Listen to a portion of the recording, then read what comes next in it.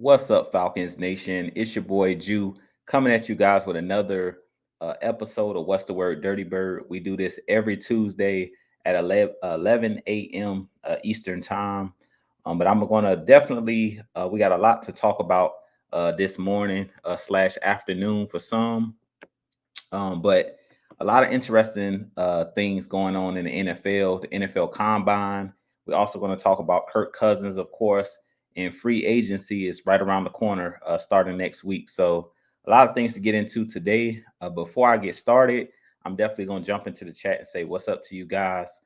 As always, if you haven't already hit that like button for your boy as you come in, please hit that like button, hit that subscribe button if you're new to the channel. Definitely, we appreciate each and every one of you guys for continuing to support the channel.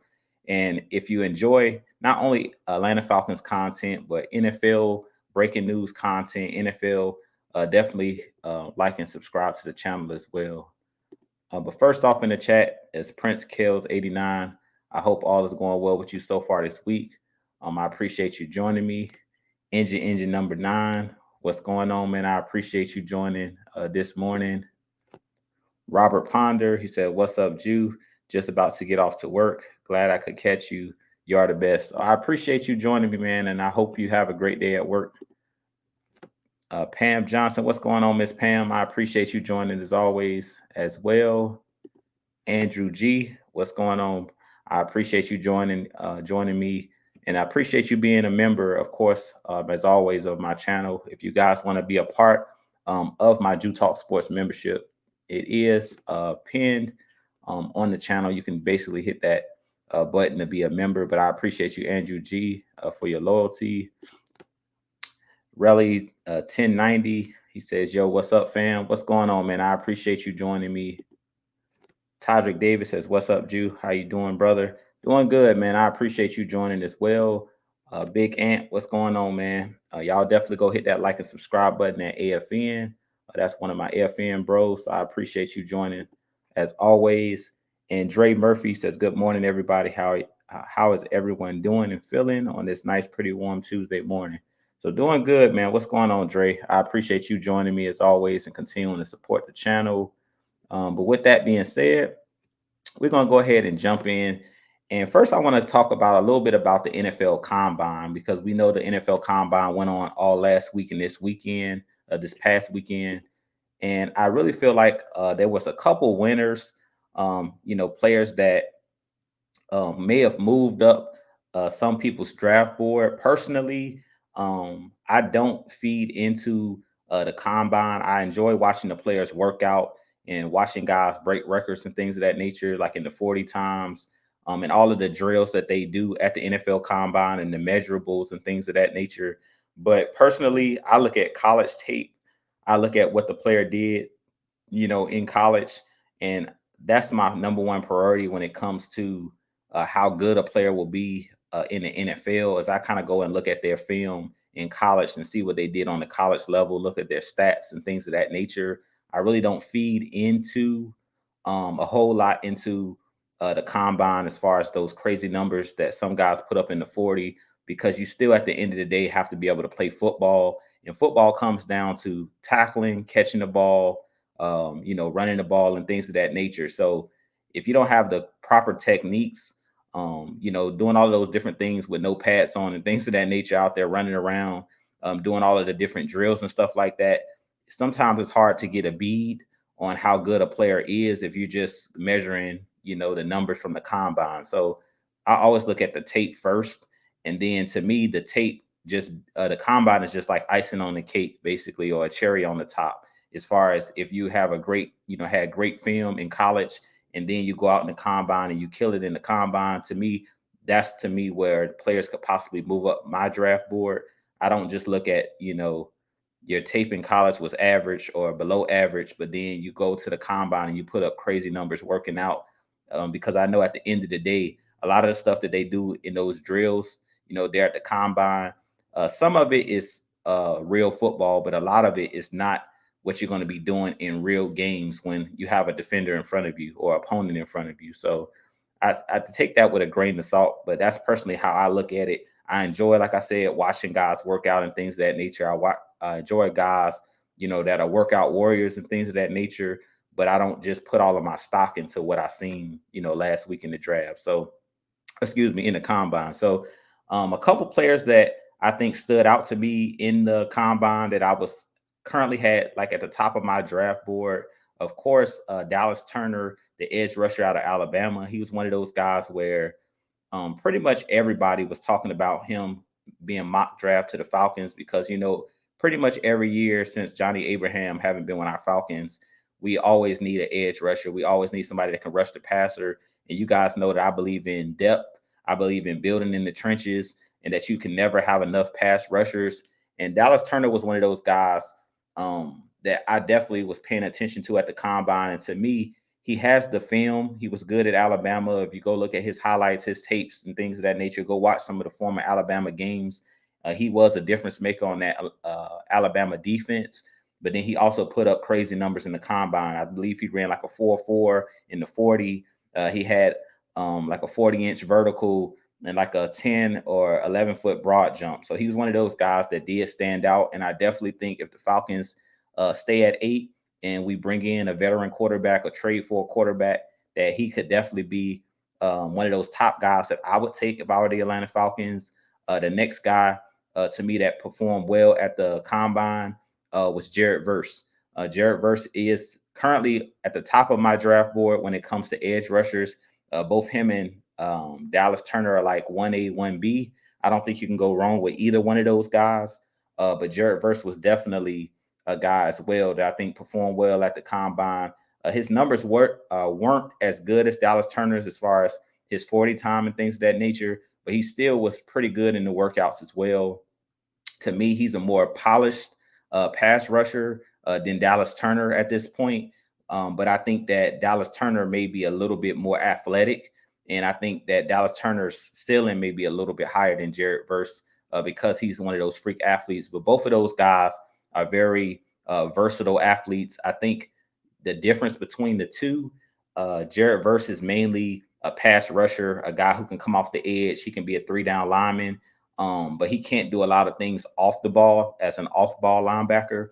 And Dallas Turner has that ability to not only be a guy that can come off the edge, can be a 3-down lineman, but he also is a guy in certain instances you can drop him in the flats, you can drop him in the coverage because he also played a little bit of off-ball linebacker in Alabama. So I think that's the benefit of having a Dallas Turner is he can do a little bit more than a Jared Verse if you want your ends or your outside linebackers to be able to drop in coverage. That's not a strength of a Jared Verse. Jared Verse is almost like a defensive end in the facts that he can't really play, in coverage. So I really feel like that's what it's going to come down to. If the Falcons decide to go with one of those guys, it's going to come down to what are they looking for in that Jimmy Lake, Raheem Morris defense. What are they looking for in that outside linebacker? Do they prefer someone that's more of a Swiss Army knife, like a Dallas Turner, or are they looking for a guy in Jared Verse who is just going to be basically an outside linebacker / defensive end where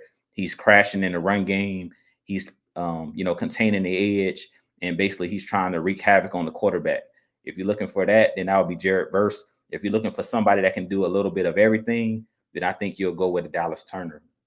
And those were the two guys on the edge, at the edge that I was really paying a close attention to. I think coming in right after those guys is Latu out of UCLA. He's a guy that I also have on my draft board.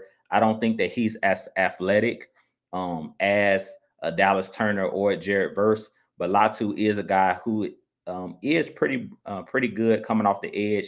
He's really polished as far as his pass rush moves, meaning his hand-to-hand combat and things of that nature. He's really good at using his hands. He's really good and polished at pass rush moves, but he's not as athletic. He's not as fast as a Dallas Turner or a Jared Verse, and that showed in the combine. His numbers in the 40, I believe he ran like a 4.5, if I'm not mistaken, or 4.6. So he didn't run as fast as a Dallas Turner or a Jared Verse, but he is one of those guys too that's on my radar. If the Falcons decide to go with a pass rusher, I don't really think you can go wrong with Dallas Turner, Jared Verse, and then Latu coming in that third spot out of those three guys personally on my draft board.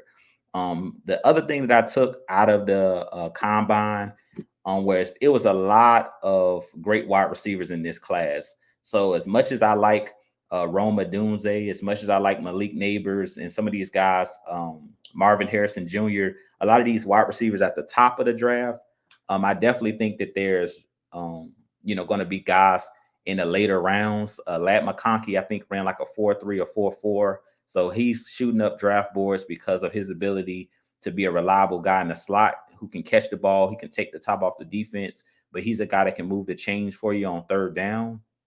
So he did really well in the combine. But there were a lot of guys that impressed to me in the combine. You had guys like Adonai Mitchell, played at Texas last year, started his career off at Georgia. He ran like a 4.3 or 4.4. He was another guy that was a speedster, and he's a guy that's like 6'2 or 6'3, 195 pounds. So he's one of those guys that I think his stock may have went up after the combine. So there's a lot of wide receivers in this draft that I really, really like, and I think that could be really good players. Xavier Leggett, the guy from South Carolina, to me, he gives me AJ Brown vibes. He's a guy that's really like a thick, big wide receiver. Pause. But he's one of those guys that's really like if you look at his body, he's a very muscular wide receiver, similar to like a DK Metcalf, AJ Brown. He puts me in the mind of AJ Brown because of his physicality, and he's a guy that ran, I think, a 4.4 or 4.3 as well, which he ran a lot faster than I thought he would run. But he's a guy that would also is going to be, I think, a really good wide receiver on the NFL level if he continues to develop. But he's one of those guys that really impressed at the combine as well. So, like I said, it was a lot of it's a lot of great wide receiver talent in this upcoming draft, and that's good news for our Atlanta Falcons because we know we have only under contract right now. I think it's Drake London and Josh Ali. Outside of that, everybody that was on 1-year deals are gone. So Mac Hollins, pretty much all of the wide receivers we had outside of Drake London and Josh Ali are free agents. Scotty Miller, all of those guys are free agents. So I definitely think the Falcons are going to possibly go heavy in the draft and wide receiver and possibly in free agency as well. But with that being said, I want to jump back into the chat and say what's up to you guys as well, because I know some of you guys have joined since I've been talking here. So Dirty Bird for life says you in the building. Should we go after Russell Wilson? I really don't think that the Falcons are actually going to go after Russell Wilson, to be honest with you. His name hasn't been coming up when you talk about quarterbacks that could be traded for or could be picked up by the Falcons. As we know, Russell Wilson did get released yesterday, or he was notified that he's going to be released at the beginning of the new league year. But personally, I don't think that Russell Wilson is a guy that the Falcons are looking at. Could he fit with the Atlanta Falcons? I think he could, but personally, I don't think that the Falcons, for whatever reason, are interested in Russell Wilson. I think it mainly has more to do with Russell Wilson's play style.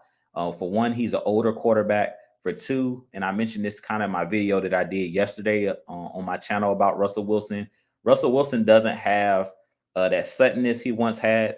He doesn't have the burst that he once had as far as him being able to scramble and get away from pressure, and his ability to gain yardage after he breaks the pocket. If you look at Russell Wilson now, he's still a solid athlete, but he's just not what he once was. So he's not Russell Wilson at his peak. Could he come in and be that veteran quarterback that could lead the Atlanta Falcons team? I definitely think he could come in and help guys like Desmond Ridder. I think he could come in and learn Zach Robinson's offense because he's been doing it for over a decade. So he's one of the smarter quarterbacks in the NFL. But I really feel like what made Russell Wilson great, his strength was his improvisational skills. He's a guy that once he breaks the pocket, he was able to make guys miss in the backfield, and then he would like to throw the ball deep down the field. And I really feel like this Atlanta Falcons team, they're looking for a guy that, as they say, is a fast processor, somebody that's going to get the ball out of his hands fast. I don't really think they're looking for a quarterback necessarily that's going to scramble around, as their strength. I think they're looking for a guy that's going to be cut off the Matthew Stafford, cut off the Kirk Cousins, who we're getting ready to talk about, vibe where they're going to 3-step drop, throw the slant, 5-step drop, throw the out. Like they're not going to, necessarily break the pocket a whole lot or look to scramble around a whole lot. Now they may move the pocket and things of that nature, like on bootlegs and stuff like that. But outside of that, I don't really think that they're looking for a quarterback that's necessarily just going to be running around a whole lot. And what's going on, Floyd Donnelly? I appreciate you joining me as well. And he says, what do you think about the dude from Missouri? I think you might be talking about the cornerback. Are you talking about the corner? Or are you talking about Darius Robinson, the defensive tackle, Floyd? Depending on which guy you're talking about, I haven't had a chance to really take a look at the corner.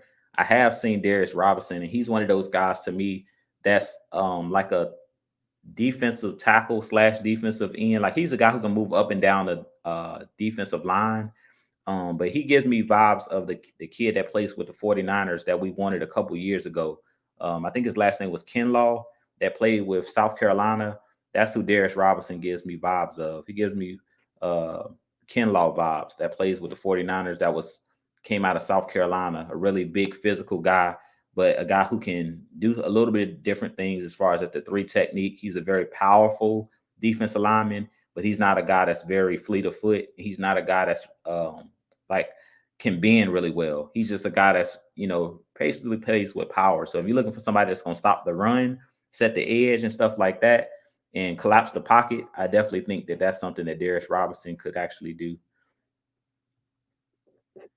And let's see.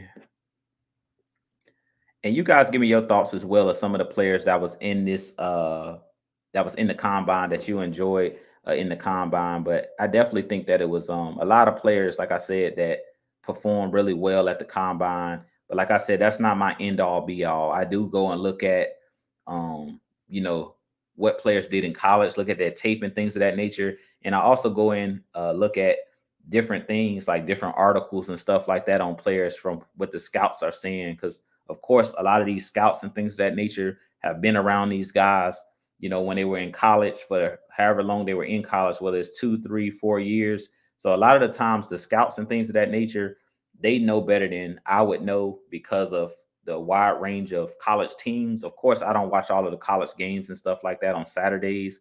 So I may not have caught all of these players like live while they were playing. So a lot of the things that I read and I view, when I look at their highlight reels, I look at their, some of their games and stuff like that, I base my judgment off of that. So that's just some, 411. If you want to go and, look at some of what the scouts are saying of what's the strengths and weaknesses of the players and if they would be, would they be a good fit for the Atlanta Falcons, or are they a solid player? And let's see.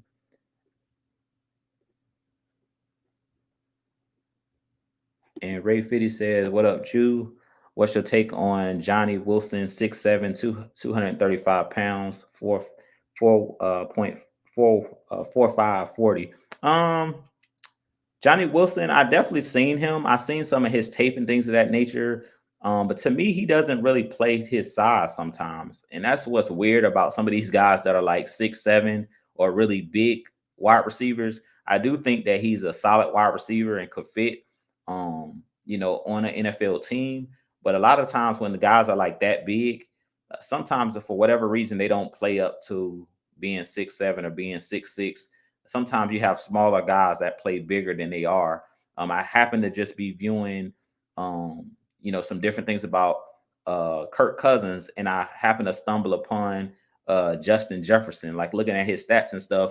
And I didn't realize that Justin Jefferson is only 6'1", 195 pounds or something like that. So I thought just looking at Justin Jefferson on TV, when you watch him play, to me, he's a guy that plays a lot bigger than a 6'1". I thought that Justin Jefferson was at least 6'2" or 6'3", because when you see him play, he just looks really lanky, really long and tall. And he goes up and wins a lot of 50-50 balls and stuff like that as far as his athleticism. So Johnny Wilson, I think he would be like a 3rd or 4th round guy, or even maybe a 5th round guy. I don't think he's going to be a guy that gets drafted really high, just based off of what I've seen of him when he was at FSU. And then also just from the highlights and things that I've seen of him, to me, he doesn't play his size at times. So that's one of the things that scares me. Even though he is 6'7", to me, sometimes he doesn't play as big as he looks or as big as he is. He should play he should be a lot more dominant based off of his size. Let's see here. All right. So without further ado, let's see here. I want to jump in. So Jamal, YMOF Jamal says, Jew, what's the word? Dirty Bird. What up, everybody? Man, what's going on, man? I appreciate you joining me. And we're gonna go ahead and jump in and talk a little bit about the next topic, which is the main topic of the day, as you guys already know. And that topic is Kirk Cousins. Everybody knows that Kirk Cousins, Justin Fields, those two guys have been the guys that everybody's been talking about at the combine. Those are the guys that everybody has their eyes on in this upcoming, free agency. And basically, my topic is Kirk Cousins to the Falcons a done deal? That's my question to you guys. Personally, I don't think that it's a done deal just yet, just for the fact that the Minnesota Vikings still have a say in this. The Minnesota Vikings still should be the favorites, possibly to re-sign Kirk Cousins. I really think it's going to come down to, are they willing to pay Kirk Cousins what he wants? Because I do think that Kirk Cousins has made it plain on what he wants from them as far as guaranteed money, how many years he wants to play still. And right now, just from what I'm hearing out of the rumors and things of that nature, from all of the big media networks and things of that nature, right now it sounds like they haven't agreed upon a number. Like they can't come to an agreement. So right now they're still in negotiations. So what I'll say is, with all of these quarterbacks, don't get your hopes up. Don't get your hopes up with Kirk Cousins. Don't get your hopes up with Justin Fields. And I learned that the hard way the year that we were going after Deshaun Watson. When it came down to like the couple days before Deshaun Watson signed, it was saying the three teams that he was interested in was the Cleveland Browns, the Falcons, and the Saints. And then at one point they had stated that the Browns bowed out and they were out of the picture, and it was down to two teams, the Falcons and the Saints. And I just knew, like, okay, Deshaun Watson's is coming to Atlanta because he from the area, from Georgia. He's not going to go to the rival New Orleans Saints. And then the next day or a couple days later, he ended up signing with the Cleveland Browns, who the media had said was out of the picture because they offered him all of that guaranteed money, 200 plus million guaranteed. So what I'll say when it comes down to all of these guys is, don't get your hopes up. We don't know. That's something that K always says. Part of the heavy hitters, K Styles always says, we don't know. And Mike always says he hates being, predicting things.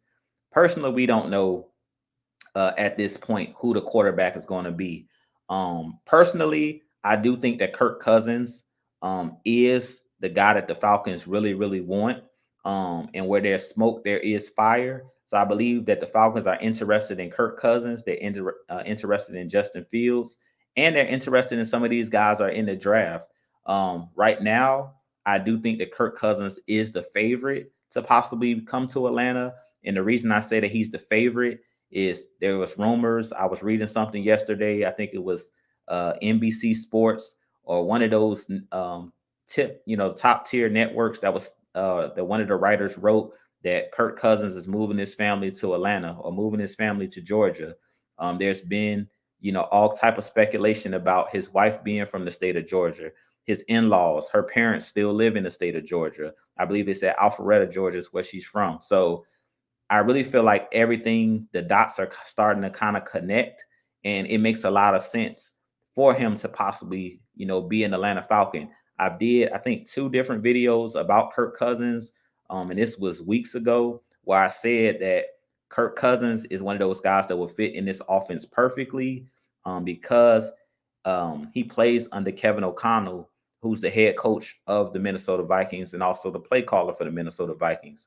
He's cut off of the Sean McVay tree. He's was a part of that Rams staff on the offensive side of the ball. Now he's a head coach with the Minnesota Vikings, has been with Kirk Cousins. So I really feel like the marriage between the Kirk Cousins and the Atlanta Falcons would be perfect as far as a perfect fit, because we know that Zach Robinson is now our offensive coordinator, and he's cut from that same McVay tree, just like Kevin O'Connell, who's the head coach of the Minnesota Vikings, meaning that Kirk Cousins already knows this offense, a part of the offense, because we know, of course, Zach Robinson's going to add his own little, wrinkles into the offense, but he already has basically the fundamentals down of what this offense should look like. And I really feel like one thing that we're not taking into account as fans, and we should be taking this into account, is we always talk about having a plan. You have to have a plan. And I really feel like right now the Falcons are coming up with that plan. And one of the things that I didn't even remember is Kirk Cousins was also with Raheem Morris when they both were in Washington.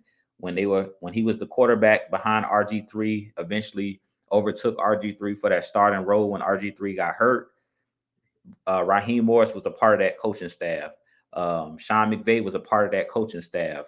At one point, Kyle Shanahan was a part of that coaching staff because Mike Shanahan was the head coach. So there's just, to me, too many dots being connected that it makes a lot of sense for Kirk Cousins to be the next Falcons quarterback. So that's why I said it's not a done deal, because we know that anything can happen. The Vikings could change their mind and give him the money he wants. Kirk Cousins could decide that he doesn't want to come to Atlanta. He wants to play for another team. There's all different types of or things that could happen.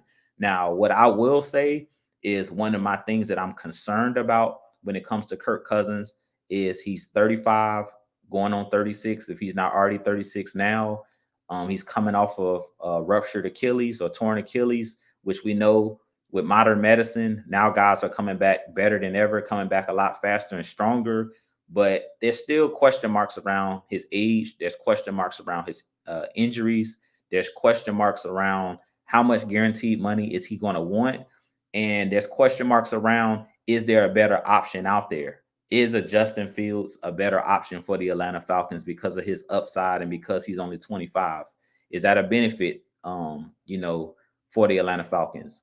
Or is it that they want, they'll rather have a Kirk Cousins because, as I mentioned, Zach Robinson has never called plays before. As much as we always talk about guys that are cut from the Shanahan tree or cut from the Sean McVay tree, at the end of the day, he's not those guys. He still has to prove that he is competent and understand how to call plays and things of that nature. So that's the reason I think that the Kirk Cousins, the things that we're hearing, the smoke that we're seeing is real, because I really think that it's bigger than just, they're not just looking at Kirk Cousins. I think they're looking at how he can come in and affect everybody on the team. And that's something that I've mentioned numerous times, is your quarterback has to be a plus multiplier. He has to be a guy that's going to make everybody around him better.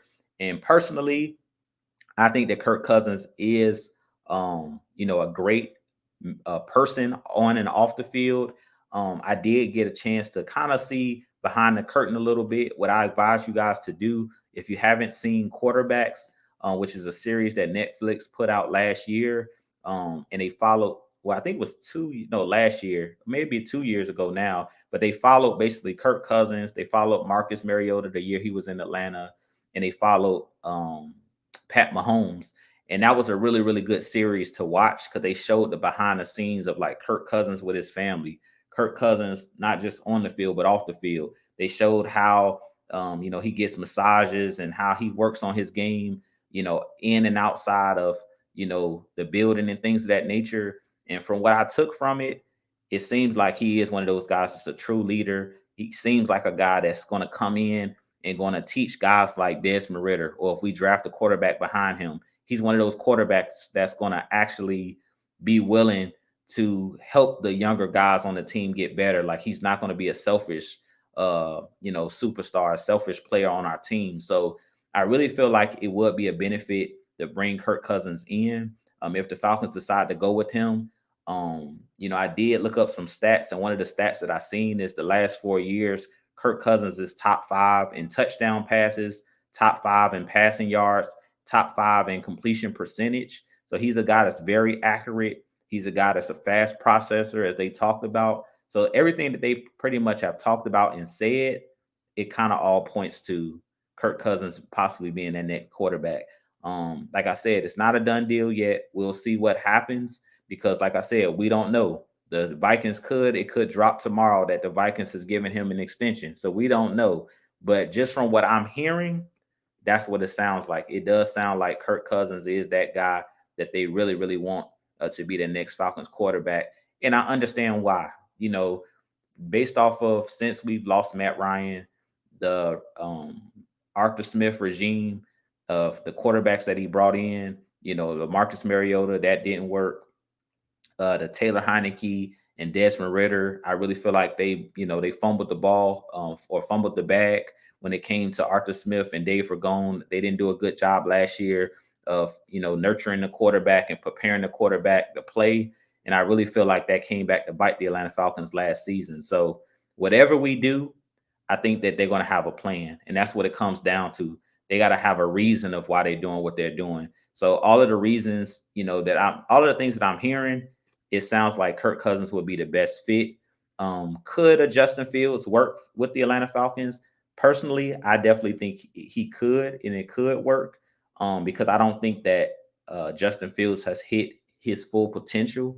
And I really don't trust the Chicago Bears when it comes to anything in regards to offense. Outside of running back, the Bears haven't done a good job of being able to develop great wide receivers. They haven't done a good job of developing quarterbacks throughout their franchise history. They've been known for being a team that's really good on defense and really good on special teams. So I can't judge Justin Fields over the last couple years with the Bears because I feel like he was in a bad situation. And I kind of feel like, as I mentioned in my last show, that Caleb Williams is walking into a similar situation where he doesn't have a ton of weapons. Good news is the Bears do have a lot of draft picks because they were able to fleece the Carolina Panthers in the trading up last year in the draft. For Bryce Young, where they were able to get DJ Moore, who is a number one receiver in the league, and then now they can continue to build based off of the draft picks that the the Panthers gave up. But like I said, man, I think Kirk Cousins coming to the Falcons, I really think that could happen. Like I really think that that's real, and that smoke it's not a smoke screen. I really think that the Falcons are looking at, who could come in and have immediate success because I really think that that's what Arthur Blank wants. He's tired of waiting. He wants to win now. And because the Falcons are on like a 6 or 7 year drought, meaning we haven't made the playoffs in the last 6 to 7 years, I really feel like the goal is at least make the playoffs this season. I really feel like that's the goal. Of course, your goal is to win a Super Bowl every year, but I really feel like for the Falcons, that bar that they're trying to get over is at least get into the playoffs, win your division. If they do that, I think that they will be ecstatic because we haven't done that and it's been years now, almost a decade. And let me jump back into the chat because I know I've been talking for a minute here. And let's see.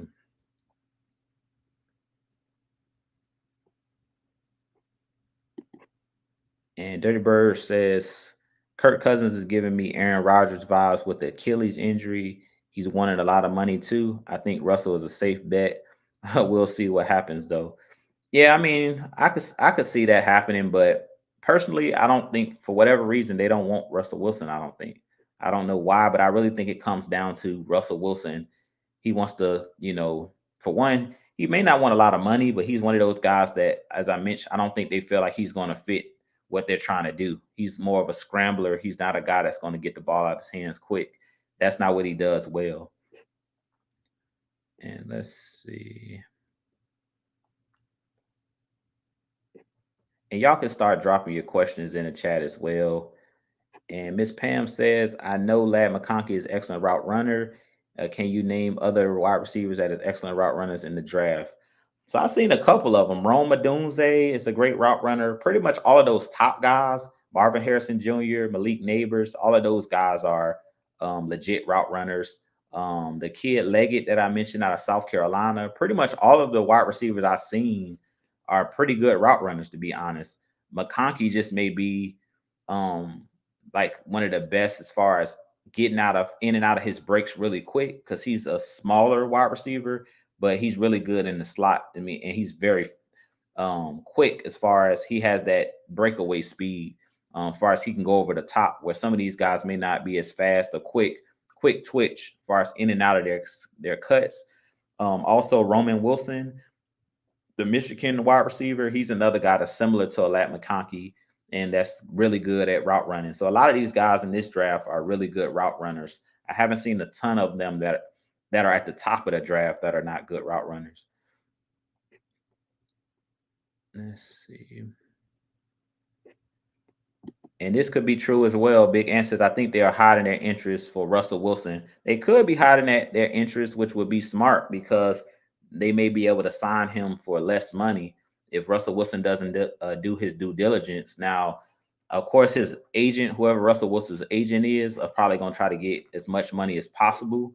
But I really haven't heard a whole lot about Russell Wilson with the Falcons.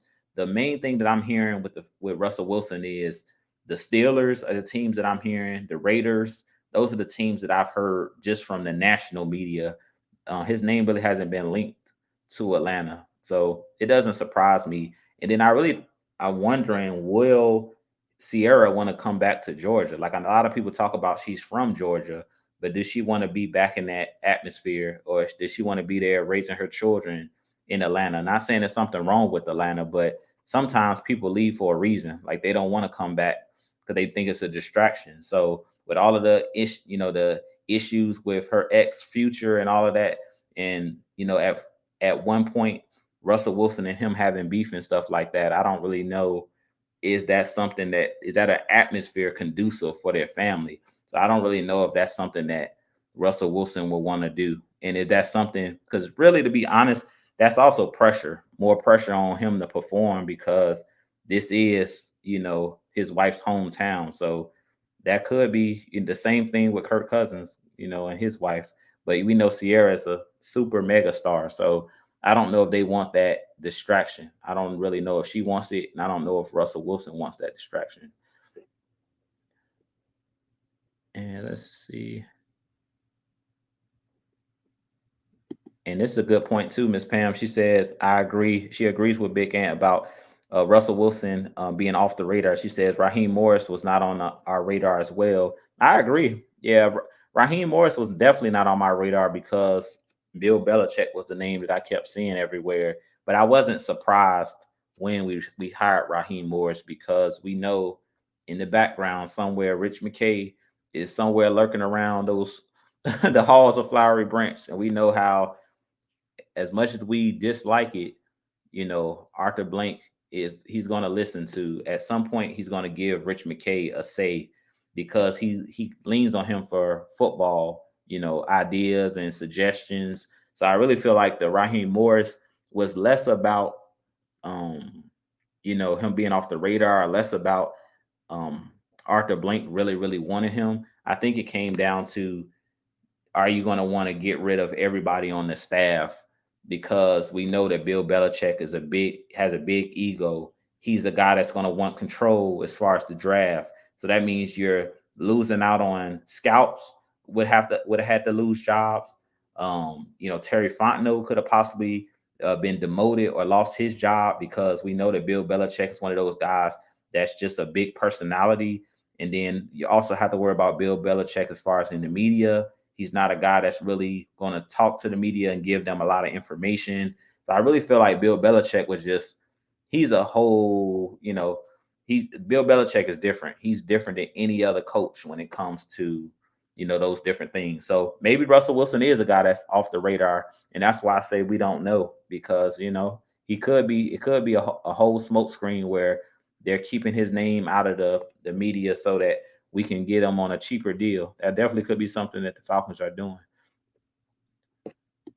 And it says YMF Jamal says, words coming out that none of the teams are high on Justin Fields, and the Falcons are not serious about him. They're just doing their due diligence. They are serious about Kirk Cousins. Might be interested in Russ.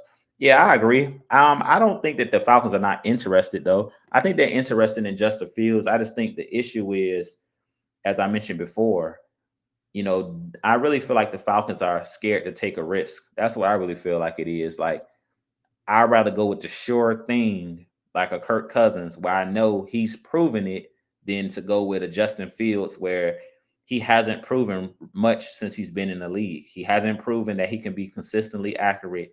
He hasn't been proven that he's a above average quarterback. he really hasn't, I don't think, made any Pro Bowls or any All Pros, or he hasn't passed for over 4,000 yards. So he hasn't done anything outside of rushing for 1,000 yards as a quarterback. That's like the only record that he's like broken. Outside of that, there hasn't been any consistency. You know what I'm saying? So I really feel like that's the Falcons' biggest issue with Justin Fields is, do you want to take this risk and then he doesn't pan out? Which I feel like that can happen with anybody. That can happen with Kirk Cousins, to be honest. He can come to Atlanta and it just not work out. Because that doesn't mean just because Kirk Cousins come here, you're gonna win. Kirk Cousins just guarantees you a competent quarterback. He guarantees you somebody that will know the scheme. He won't have to necessarily, start from ground zero. Where if you get a Justin Fields, now you have to fully teach him the scheme, and it's going to be a learning curve where the learning curve is not as severe for Kirk Cousins. Kirk Cousins can come in, hit the ground running, and I really feel like that's the biggest issue. Is the Falcons would rather have a guy that can come in, hit the ground running, especially like I keep saying, because you have a first-time play caller. Do you want a first-time play caller and a guy in Justin Fields that you're going to kind of have to mold the offense around some of the things that he does well? Or would you rather have a coach that has a cookie cutter? This is my playbook, and I can put this guy in that I know kind of fits the mold of Matthew Stafford. When you think about Justin Fields and Kirk Cousins is more close to a play style wise, closer to a Matthew Stafford than Justin Fields. Justin Fields is not known for being a guy, since he's been in the league, that's going to stand in the pocket and get the ball out of his hands quick and throw the ball accurately. That's not what he does best. Similar to Russell Wilson, that's not what Russell Wilson does best. Their best attribute, Russell Wilson, is his improvisational skills, his ability to make guys miss outside the pocket and make plays down the field.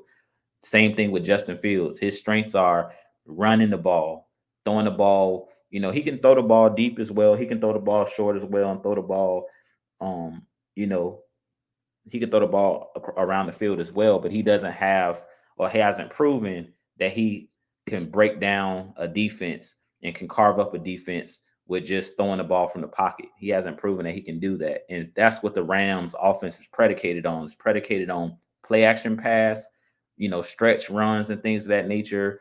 A lot of shotgun, sets. It's not a lot of, big sets where it's a lot of tight ends on the field. It's usually no fullback on the field. It's a lot of 3 wide receiver sets and 1 running back. So you got to have a quarterback that can read and react quick. So I really feel like that's the issue. And let's see. It says Justin Fields passed on, or Terry Fontenot passed on Justin Fields in 2021. So I wonder what changed now. He's 10-28 as a starting QB. He's uber athletic, though he can be developed, but needs to win immediately. I think that I definitely think he had to come in and win, but I really feel like what changed is the head coach. Arthur Smith is no longer in Atlanta, so I really feel like that's the difference. It depends on what this coach and what the head coach wants and what the staff wants. Does the offensive staff believe that they can develop Justin Fields? Because at the end of the day, what it's going to come down to is guys' jobs are on the line. So whoever you link up with, that's going to cost, decide, if you, how far you go, basically. You tether to whoever you bring on this team. And I really feel like that's where Arthur Smith went wrong, is he hitched his wagon to Marcus Mariota. He hitched his wagon to Taylor Heineke at the end of things. He hitched his wagon to Desmond Ridder. So because he did those things, that really was the demise of Arthur Smith. And we want to be real about it. It was a quarterback play in most instances. It was the quarterback play, and it was their inability to be able to develop a guy and put guys in the right positions to succeed. So at the end of the day, it's about winning. That's what it's really about. It's not about who we like. It's about winning games. If you don't win games, whether that goes the same way for Kirk Cousins. If he comes here and we give him that guaranteed money, he's going to be on the same clock that a Justin Fields will be on. He got to win now. And the same thing with a young quarterback. If we draft a young quarterback and they start day one, so we end up drafting one of these guys, the pressure's still gonna be there to win. And we heard that with the last regime when they fired Arthur Smith. It was like we gave him 3 years. So the new precedence for whoever the new head coach was is you really pretty much got 3 years to get it right. So 3 years is not a lot of time. So that's another reason why Kirk Cousins might be the best option, because he's going to be a guy that can probably guarantee you he's already developed. I don't have to worry about developing him. He's already what he is. So he's plug and play. And I really feel like that's another reason why I say that Kirk Cousins, the things that we're hearing are true about Kirk Cousins. He's a plug and play type situation. Brian Peoples, what's going on, man? I appreciate you joining me as well. Hope all is going well with you, man.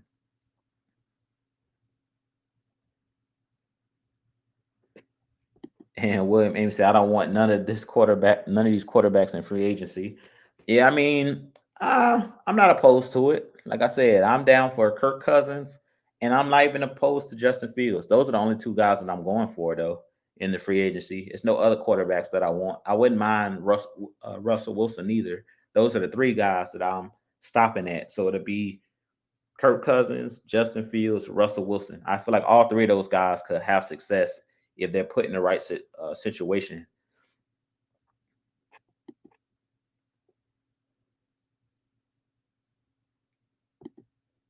And Prince Kessler, do you see us go O-line in this draft? Yeah, I think at some point we will go with an offensive lineman in this draft. I don't know if it'll be early in the draft, but you always have to draft in the trenches. And to be honest, within the next couple years, we're going to have to start looking at replacing the Jake Matthews. I don't know how long Jake Matthews wants to play, but I definitely think at some point, because he's, you know, getting a little long in the tooth at this point, he's one of those guys that's older. He's playing well, but I don't know if, how much longer he wants to play. So you have to start grooming that next guy to take over at left tackle. And we know that left tackle, finding the right player at that left tackle position is not easy. Like trying to replace a Jake Matthews is going to be really, really hard, because he's been with our team, I think since 2014, something like that. So he's been with our team for almost a decade, if not longer. So we definitely got to go in the draft and draft the offensive lineman. I don't know if you'll draft them early, but it's just like the defensive line. The offensive line and defensive line, the trenches matter. So to me, every draft you got to draft guys in the trenches and continue to develop guys behind other guys, just in case they retire or just in case somebody gets hurt. You always got to have good backups and things of that nature. So I definitely think we'll draft a offensive lineman, or maybe multiple offensive linemen. And Dre Murphy says, I read the other day that the New England Patriots released pros corner J.C. Jackson. Would you take a chance in free agency and go get him to pair up with AJ Terrell, or would you get or just get one? I'm not a big fan of J.C. Jackson for whatever reason. I don't know why he didn't pan out in New England, because to me, New England is one of those places where that's usually one of their strong points is a secondary. If you think their secondary, if you think back to the guys that they've had, the Darrell Reeveses, you think about Gilmore. He started off with the Patriots. A lot of these guys that they've had come through there, the McCourty brothers, at the safety position. In years past, they had Ty Law, they had Asante Samuel. They've had guys that was in that secondary that played well. Even the one guy that they had, I can't think of his name right now, but the one who had the interception in the Super Bowl on the goal line against Seattle, he also played well with New England as well. So J.C. Jackson not developing or playing well in their scheme is shocking, because Bill Belichick is one of those guys where usually guys play well in that secondary. So I wouldn't go after J.C. Jackson. To me, he was a disappointment. Personally, I would rather draft one or pick one up in free agency outside of him, because to me, he should have panned out in New England. Usually they're really good as far as developing cornerbacks. So because he didn't play well and they gave him a big contract as well, that kind of, that gives me cause for pause. And Will Amy says, I think the Atlanta Falcons will get JJ McCarthy and a young rookie and get cheaper deal. Yeah, I would stay away from JJ McCarthy as well. He's another guy that I think he's moved up the draft, moving up draft boards. And I think that he gets it from the neck up. I do think that he's one of those guys that could turn out to be a solid quarterback. But to me, he doesn't do anything great. Like I think he has intangibles, but I don't see anything that's like he doesn't have a big arm. Um, he's just average. Like if you're gonna go for a JJ McCarthy, you might as well try to develop Desmond Ritter. Because I think that Desmond Ritter is a better athlete. I think everybody's looking at McCarthy as a winner, and yeah, he did win at Michigan, but Michigan they didn't rely on him to do much. Like he played well. I want to give him his flowers. He played well and they got the job done. But the NFL, there's levels to it. And the NFL is a whole different ball game. So I think he played, well enough to be drafted, of course, to be like maybe a second. I wouldn't draft him no higher than the second round. I really feel like him being in the top 10, the only reason he's even being thought about in the top 10 is because he's a quarterback. So I do think he, like I said, does some things well as far as the intangibles. That I think that everybody's looking at. He was a winner in college, that he won a championship. But I can't just base it off of, just go off of what he did in college. Because when I look at his college tape, I've seen some things and heard some things recently about JJ McCarthy as far as in some of the games he only threw the ball like 20 times, 18 times.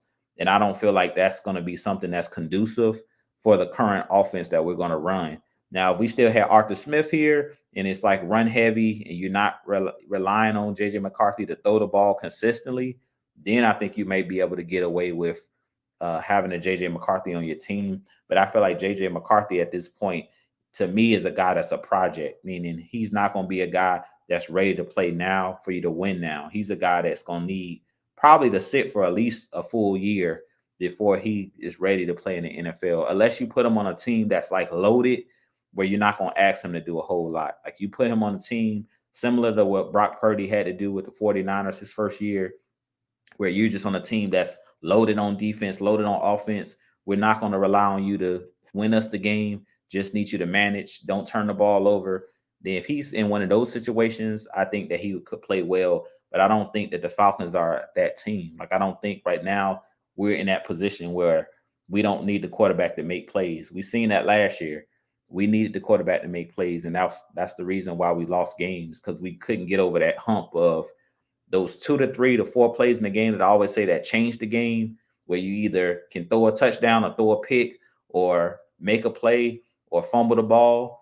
Last year was too many plays where we turned the ball over. So that's why I understand the coaching staff. I understand some of the people that are not Desmond Ritter fans, is because he did turn the ball over way too much. As much as I wanted to defend him, and I still defend him that he wasn't put in great positions, you still at some point he has to take some accountability for turning the ball over, because as the quarterback, your number one job is to protect the football. That's everybody on the field. So you touch the ball, the quarterback touches the ball way too much to be turning it over at the rate we were turning the ball over at. And Miss Pam says, I can't wait for the next week with free agency and the draft in April. Boy, I wish I was a fly on a wall when the scouting team met with the Falcons coaches, staff, and Terry.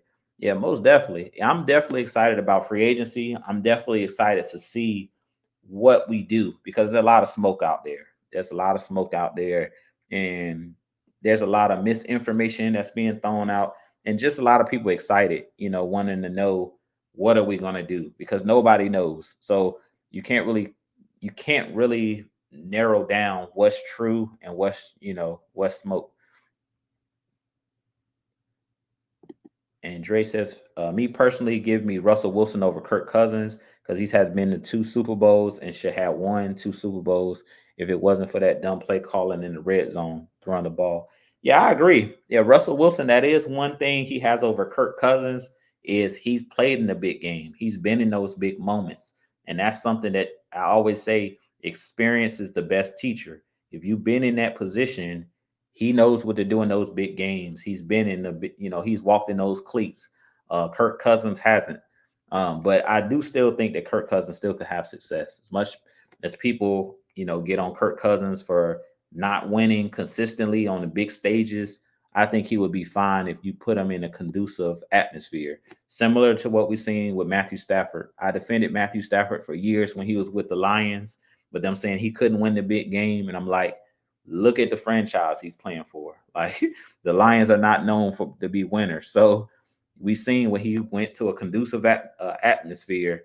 He had Sean McVay as his coach. He had the Rams infrastructure. He had an owner that was willing to spend money, a la going and trading for a Jalen Ramsey.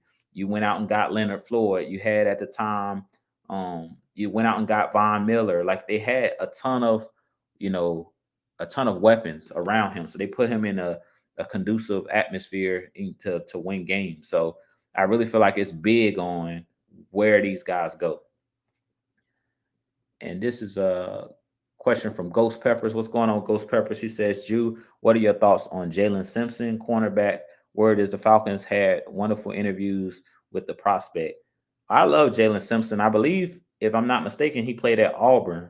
If that's the Auburn, he played safety and corner at Auburn, but he had 6 interceptions last year.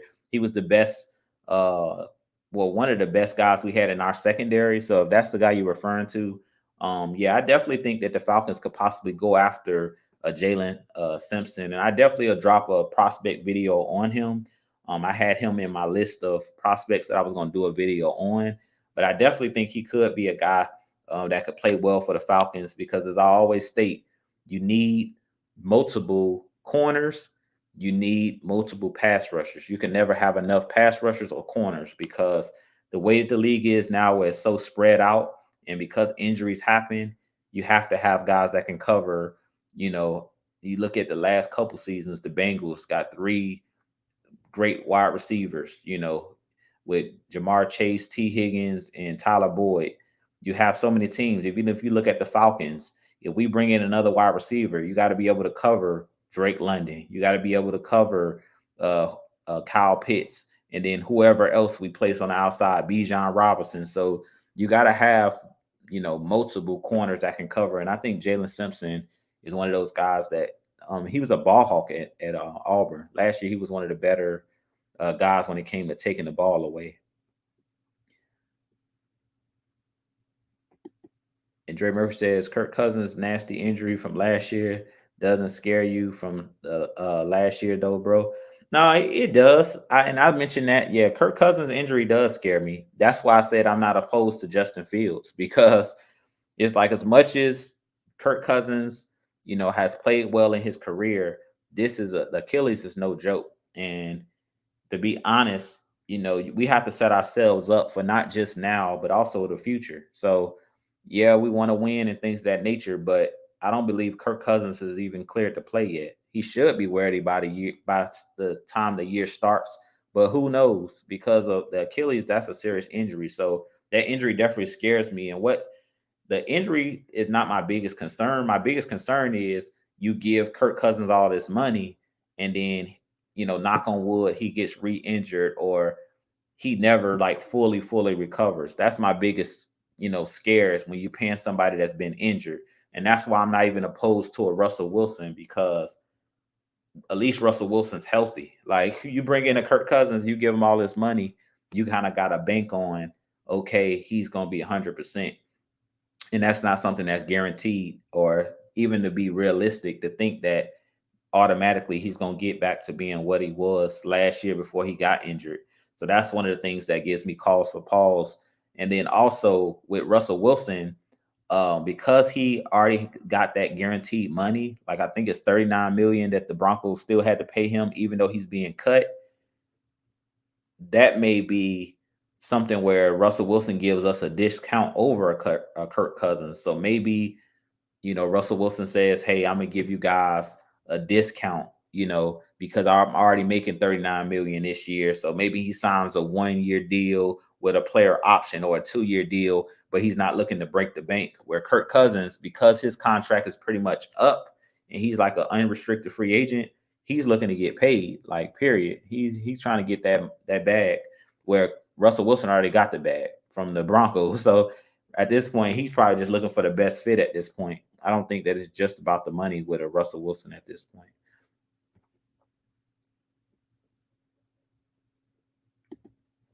And Dre says, Jew, what's your first move you are making if you're Terry Fontenot? Baby, please save the baby. Me personally, I'm resigning Nate Landman, then Calais, and then CP, and then Bud Dupree. To be honest, everybody on this list, I don't know if they're all going to come back. To be honest with you, I think Nate Landman is a restricted free agent. So if somebody wanted him, I think they would have to like give up compensation to get him. So I think we're fine with him as far as being here next year. You don't have to give him a ton of money. Calais Campbell would be one of the guys that I definitely would try to bring back. Cordell Patterson, I think, is gone, to be honest with you. I don't think he's coming back. I haven't even really heard anything. It's been radio silence when it comes to CP. Now, that could be a good or a bad thing. I don't know. But I wouldn't mind having CP back, but I don't know if he has a relationship with Raheem Morris or if he have any type of relationship with any other guys still on the roster outside of the running backs coach. And then Bud Dupree, I could see him being back. So the only guy that I think that is guaranteed not to be back with the Falcons is CP, because I haven't heard anything, with them stating that he could be back. For as far as Calais Campbell, I read an article that said basically Terry Fontenot stated that he's already reached out to Calais Campbell and it's up to Calais Campbell. They don't know if he's going to retire or not. So it sounds like it's really up to what Calais Campbell wants to do. But I definitely agree with the guys that you're saying to bring back. I mean, all of those guys that's on this list could contribute to the team. But I think the biggest contributor last year for our team would have been Calais Campbell because of his leadership and things of that nature. And he led our team in sacks. Nate Landman, because he stepped up in the absence of Troy Anderson and pretty much had a Pro Bowl season. And then Bud Dupree, he had a pretty good season based off of the contract that he signed, because he only signed a small 1-year deal, and he tied Calais Campbell with 6.5 sacks. So I think both of those guys did well based off of what, how much money they were given. But another thing I would do if I were the Falcons, I would try to re-up AJ Terrell. I know a lot of people don't want to do it because they're like, he hasn't proven, he hasn't gotten the interceptions and stuff like that. But I'm trying to do a deal before it's too late. I don't let him get to his last contract and then say, okay, because usually the longer you wait, the more it's going to cost you. So if I'm the Falcons, I'm already in discussions with AJ Terrell saying, look, let's see what we can do. We know he's from the state of Georgia. Maybe he takes some type of hometown discount, but I would start negotiating that. I wouldn't let him get all the way through his full contract and then try to negotiate. I would start negotiating now to see, okay, how much money is he talking? You might not be able to get a deal done, but I definitely would start, start discussing that. I don't believe in waiting to the last opportune moment to sign guys, because usually when you do that, you get in the bidding war and you end up losing. When you try to wait until the full contract is up, I wouldn't do that.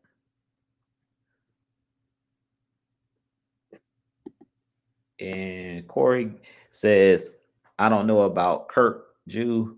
Regular season, he's good, but postseason, not so much. I think he'll be all right. I think that he hasn't proven that he can win on the biggest or the highest level, but I think that comes down to more of luck. You have to have a lot of luck to get to a Super Bowl. You got to make the right plays at the right time. But I don't really feel like Kirk Cousins has got on the big stage and, wet the bed. I haven't seen Kirk Cousins on the biggest stage throwing pick sixes and throwing interceptions and all of that. To me, he plays pretty well in big time moments. So I think he would be fine in the postseason, especially if you have the right players around him. I think the Falcons have enough weapons where Kirk Cousins is not going to have to do a whole lot. It's just get the ball in the playmakers' hands, let the playmakers do what they do. So you're not relying on. I don't expect Kirk Cousins to carry the Falcons. I just expect him to be more competent than what we've had.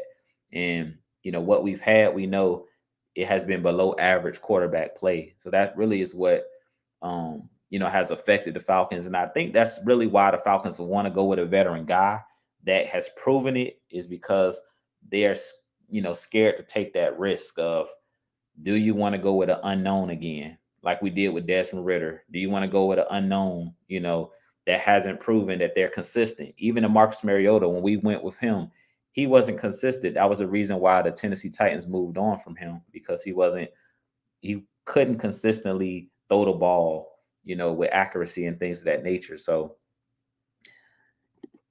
and what's up, Jay Diaz? I appreciate you joining as well.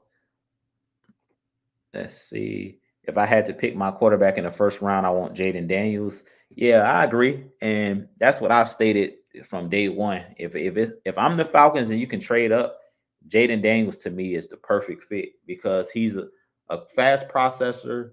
He's a guy that can scramble, and he's a guy that can throw the ball from the pocket. So he can do it all. So that's my favorite prospect at quarterback in this draft is Jaden Daniels. I think he would fit the Falcons perfect. Like, I think he definitely could be, that next, good quarterback or next franchise guy. Mactown Dirty, what's going on, man? I appreciate you joining. And you guys can, I know you've been dropping your questions, but you can also continue dropping the questions in here as well. We're gonna do a little bit of fan and Q&A, and then we're gonna jump out of here because it's already been an hour already, man. So time go by so fast. I'm gonna see if I can scroll down and get some of you guys' questions. Let's see.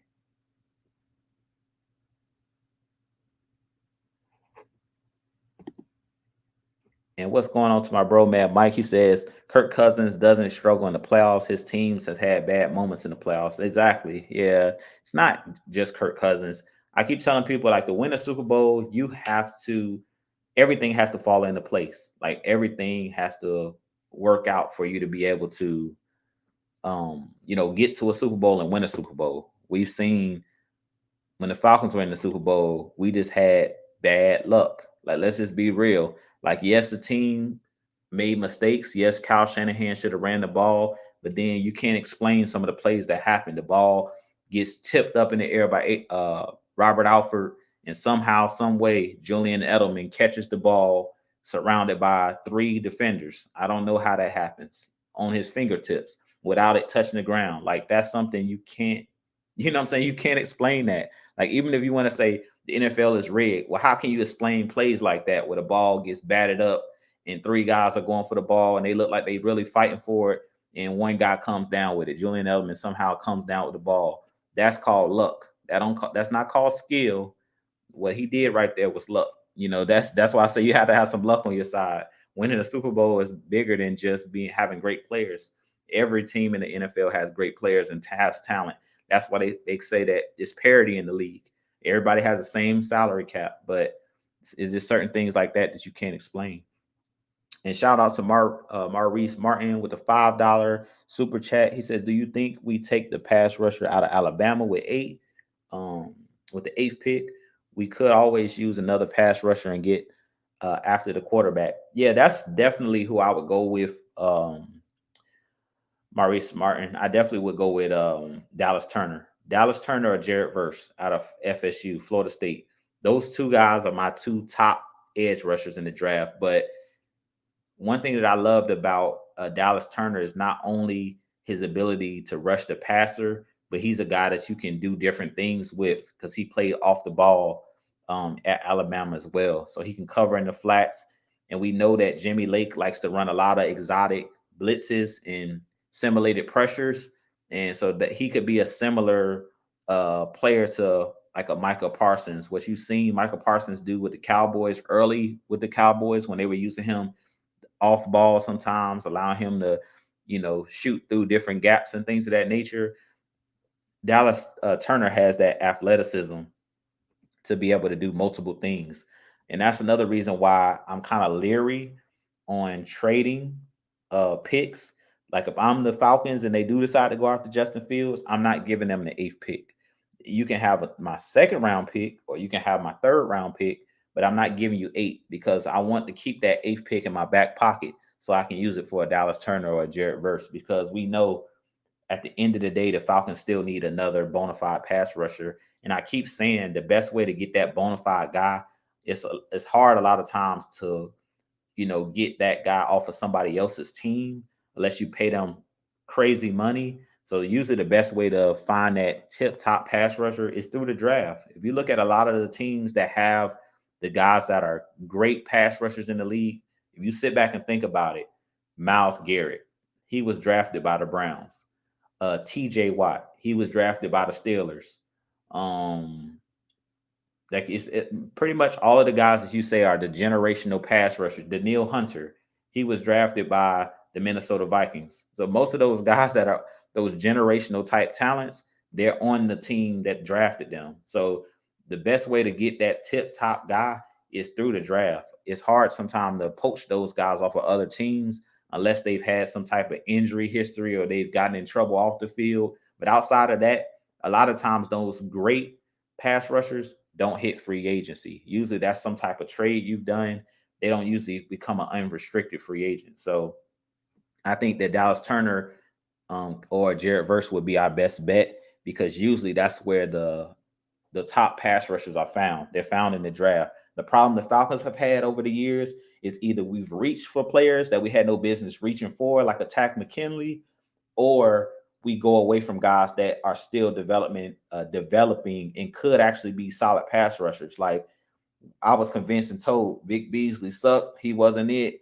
And to me, he was doing what a lot of these guys that we are looking at are doing consistently. Like I've mentioned this in the last couple shows that when it comes to pass rushers, if you look in the NFL, the average pass rusher in the NFL is getting you between 6 and 8 sacks a year. It's not many guys that are getting you consistently 15, 10 sacks a season. Those guys that I mentioned that got drafted by their teams that they currently play for that are the superstar pass rushers are the TJ Watts, the Myles Garretts, the the Max Crosbys. All of those guys got drafted by the team that they play for currently. It's rare that those tip top guys hit the open market. So hopefully the Falcons can strike gold and we can go out and draft the right guy. But I feel like we have to start putting value into those picks. As I keep mentioning, when I say value, that means your top pick has to be one of those guys in the trenches. When you value something, you spend a lot of money on it. You value it. You put resources into it. And I feel like the last couple seasons, we putting all of our resources in the offense. Like we put our resources in the Bijans, the Drake Londons, the Kyle Pitts. You know what I'm saying? So at this point, I feel like we had to start balancing out some of that value, start putting some of that value on the defensive side of the ball. Last year, we did a good job in free agency where they spent a lot of money on Calais Campbell, Bud Dupree, Jesse Bates. They pushed all the chips in, on the defensive side of the ball. But I think now we got to start doing that again on the defensive side of the ball. We got to start putting some of those draft picks into the defensive side of the ball in the first round. So I feel like this year, if you get your quarterback in free agency, draft a top pass rusher with that 8th pick. Don't trade back unless one of the guys is falling, but draft your guy at edge. Because I really feel like the next great pass rusher that we're looking for is not going to be found necessarily in free agency. It'll be found in the draft if you sign the right guy. And shouts out to my boy Mad Mike Sports for becoming a member of my Jew Talk Sports membership. As I mentioned, if you guys want to be a part of the Jew Talk Sports membership, you can hit that join tab on the channel as well. So I appreciate you, bro, for joining my membership. And let's see. I want to grab a few more questions and then we're going to get up out of here.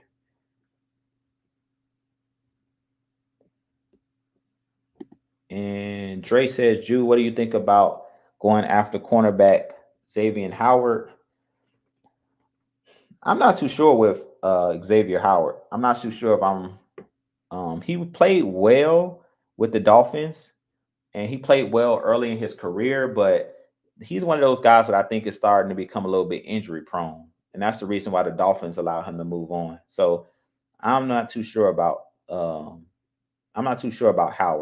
To be honest, I prefer to bring back Jeff Okudah because he's young. He's still really young. I think he's 25, and I think that you can possibly get away with paying him less than top dollar. Some of these guys just want to get paid off their name. Like I'm Xavier Howard. I got this many Pro Bowls, so this is what the market say I should be able to get.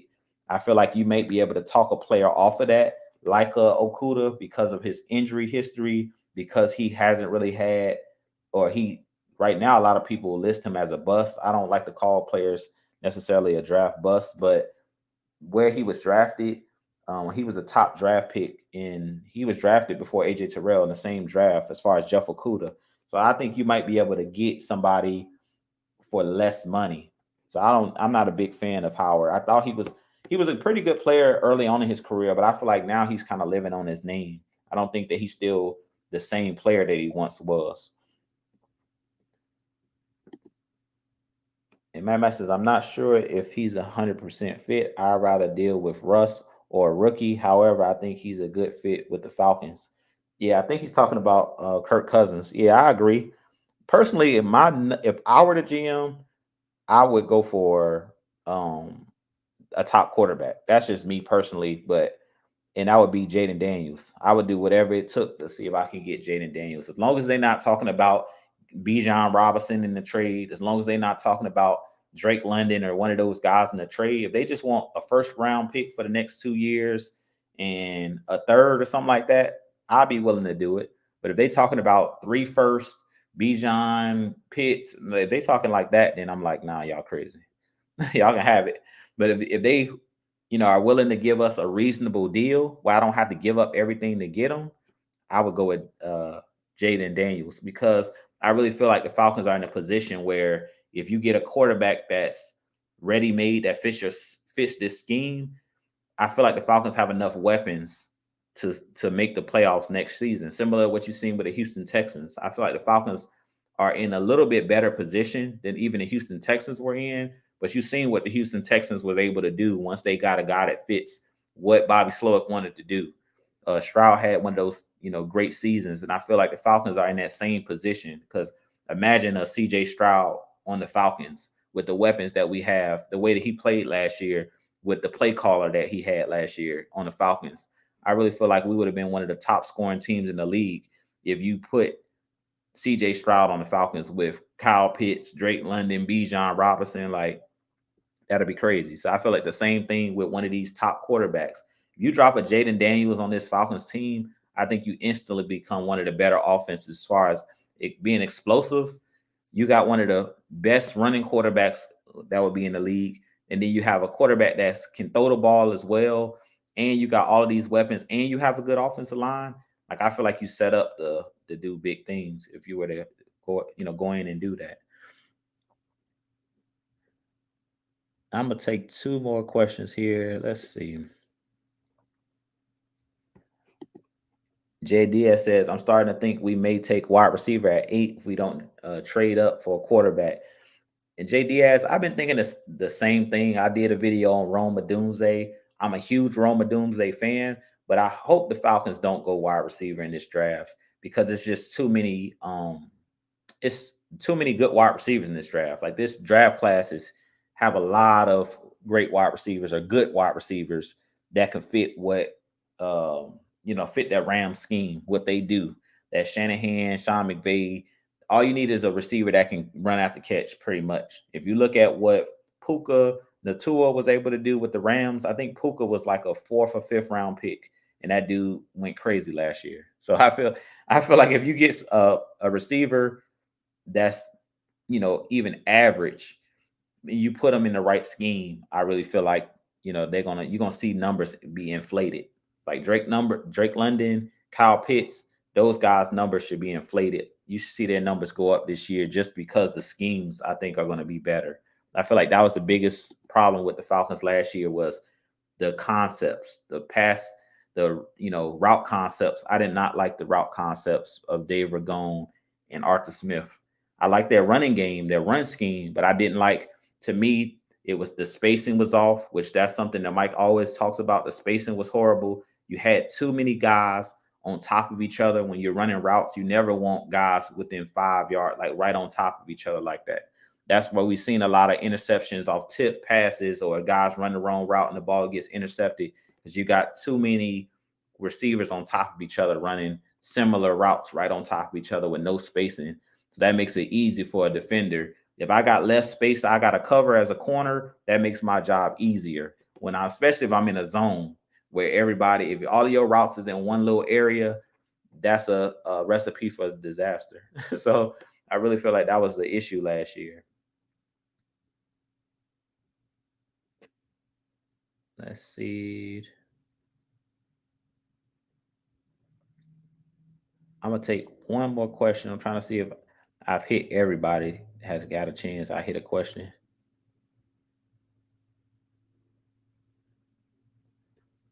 And shouts out to my bro K Styles. That's 1/3 of the heavy hitters. I appreciate you joining me, 6 man. Let's see. I'm trying to hit one more question here. Let's see.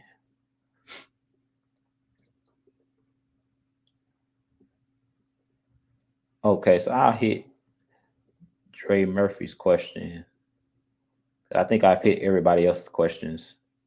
And if I didn't hit your question, drop your question real quick at the bottom of the chat because there's too many questions in here at this point. But Dre Murphy says, Jew, what do you think about going after Gabe Davis, a wide receiver that played for Buffalo? I like Gabe Davis. Yeah, big game Gabe. Yeah, he played well in Buffalo. I think he's like a true number 2 wide receiver, but he's a guy that can get you big numbers. He's a guy that can take the top off the defense. And I definitely think he could be a fit with our Atlanta Falcons because he's like, I think he's like 6'2", 200 pounds. He's one of those guys that as a playmaker, he definitely made plays in Buffalo. So I definitely think that he could be one of those guys that would fit with the Falcons, especially if you have the right trigger man, meaning the right quarterback throwing him the ball. He's one of those guys that understands how to run routes. And I think Gabe Davis is kind of one of those guys that's under the radar because everybody talks about Stephon Diggs all the time, but he was one of those guys that under the radar, he made plays. And with that being said, I'm gonna grab one more question because I see it here. Okay, I'm gonna take 2 more questions. So let's see. So Dirty Bird says, Jew, what do you think about going after the Jarius Sneed? So he's another guy that I talked about last show, I think, as well, on the corner for Kansas City. So there rumors are out that they tagged him with a non-exclusive tag, I think, yesterday. So if you try to go after him, you're gonna have to trade. You're gonna have to trade for him. So I don't think that the Falcons are going to get him, even though it's rumors out there about him. I don't think the Falcons are going to be willing to pay the money because I think his tag is like, or cap hit is like 19 million or something like that. So I doubt the Falcons are trying to spend that type of money. The Falcons could do a lot better for less money because I think Snead is good, but I mentioned last week I'm not confident that it's just he's that great of a player. That might sound like a slight, and it's no slight to him. I think he's a good player. I just don't think that um, outside of that Kansas City defense and infrastructure, that he might be the same player. That's what scares me about a Sneed. He gives me those vibes of guys that go to another team, like a Josh Norman, one of those guys where, yeah, they're a great fit in the scheme that they're in, but are they going to be good in your scheme? And I don't know. For one, I don't know what Jimmy Lake is going to run this year because we don't have the same defensive coordinator. But for two, I don't know if he's really like that or it's that scheme like that. Because I feel like anybody that plays with Kansas City right now, they look really, really good. So it just looks like they know how to scheme those players to play their particular roles, and they're really good at playing the roles that they're playing. I don't know if that he's just you drop him anywhere and he's going to be a beast. But he looks real good in Kansas City. I'll give him that. He's really one of the top corners, and he's played well. But I just don't know. It gives me cause for, like I said, it makes me nervous every time I see his name come up. I get nervous because I'm like, I don't know if this is going to be one of those. We have what we've done in the past here in Atlanta when we grab players off of other teams and then we think that they're going to do what they did for other teams in our scheme and it doesn't work out. So that's the thing that scares me about taking that risk. That makes me nervous. And Antoine Wartime TV, he says, Jew, I do not know anybody asked you, but who do you take out of the 3, Justin, Kirk, or Russell? Yeah, we've been talking about that, but I appreciate you joining. So I answer the question again. Personally, I say if I had to choose, personally, it depends on what the coaches want. Personally, I think I would go with Kirk Cousins if it's about winning now. If you're telling me that Kirk Cousins is going to be completely healthy, I would say Kirk Cousins. But if you're willing to take a risk, I would say Justin Fields. If you're willing to take a risk, and if you're looking at the long time, longevity wise, because I think that Justin Fields is still, we don't know what he is. Kirk Cousins, you know what he is. Russell Wilson, you know what he is. Justin Fields, I don't know. I feel like he still has potential that we haven't seen. So I feel like he needs to be put in the right situation so we can see what he really can be. Like I seen flashes, like we seen the game against the Falcons last year. To me, Justin Fields looked real good against us.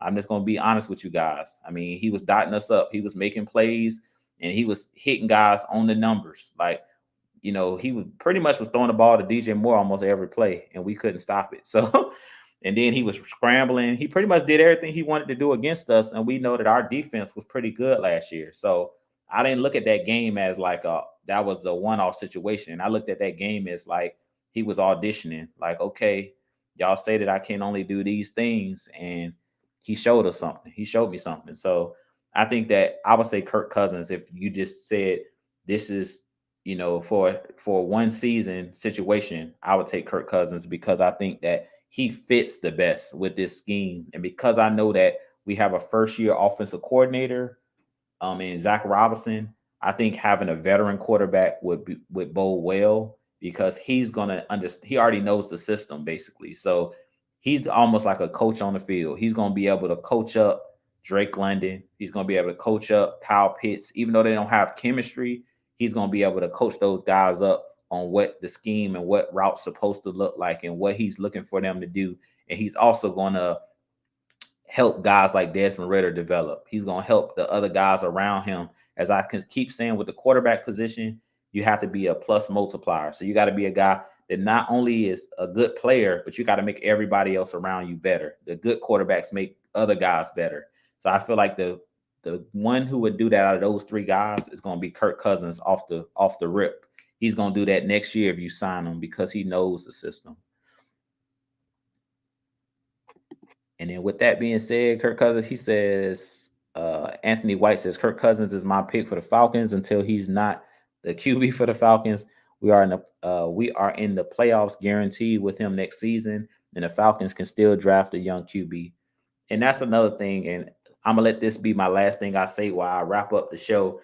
Is I've been thinking long and hard about this, the last couple days before the show, and I really feel like if the Falcons do go with a Kirk Cousins, I'm not opposed to drafting still one of the quarterbacks that are here, but it might not be in the first round because I think a guy like Michael Penix could still be on the board in the second round. So maybe you say, I'm gonna bring Kirk Cousins, and if they really are hell bent on we're not keeping Desmond Ritter because we're not, we don't think that he's gonna turn into anything, I would try to move on, trade Desmond Ritter, and I would bring in a Michael Penix. To me, he's the best guy out of the guys that are out of the top three that I think going to be going. Out of the Caleb Williams, who's going to get drafted in the top three, Jaden Daniels, I believe, is going to be gone. Drake May, I believe, is going to be gone. So out of the other guys that are beneath those top three that everybody keep talking about, I think that Penix is a guy that is interesting to me, and Spencer Rattler. Those are the two guys that are interesting to me. But I think I would go with Michael Penix because to me, out of those two, to me, he's one of those guys that can create, and he's a guy that can spin it. Like he's a guy that throws the ball well. He's about the guy that gets the ball out of his hands quick. And I feel like he's another guy that would fit in that scheme that the Rams run perfect. A lot of 3 wide receiver, 4 wide receiver, you in a shotgun, you just snap the ball, 3-step drop, let the ball go on a slant, let the ball go deep. That's something that he did in Washington. So I think Michael Penix is the name to watch like later on. If the Falcons say we're going to get Kirk Cousins, but we still want to groom that next quarterback for the future, which I think would be smart. Either I'm grooming Desmond Ritter behind Kirk Cousins, or I'm moving Desmond Ritter because there's no reason to waste his time, and I'm bringing in Michael Penix to have him groomed under Kirk Cousins if you think that he's that guy. But that's what I personally would do because I think that out of all of the quarterbacks that I've seen, that's outside of the top guys we can't trade up. to me, Michael Penix to me is a very interesting, both him and Spencer Rattler, but more so Michael Penix. He's a guy outside of his injuries. He's the guy to me that's most intriguing. So with that being said, you guys make sure you hit that like button, hit that subscribe button for your boy. I appreciate you guys joining me as always for What's the Word, Dirty Bird. I have a lot more content, so definitely stay tuned to the channel. As we know, things are really about to ramp up with free agency next week. So, of course, we're going to have a ton of updates on guys that's being signed, guys that's being traded. So, you guys stay tuned to the channel. But with that being said, I appreciate you guys. As always, Falcons Nation, rise up, be blessed. Peace.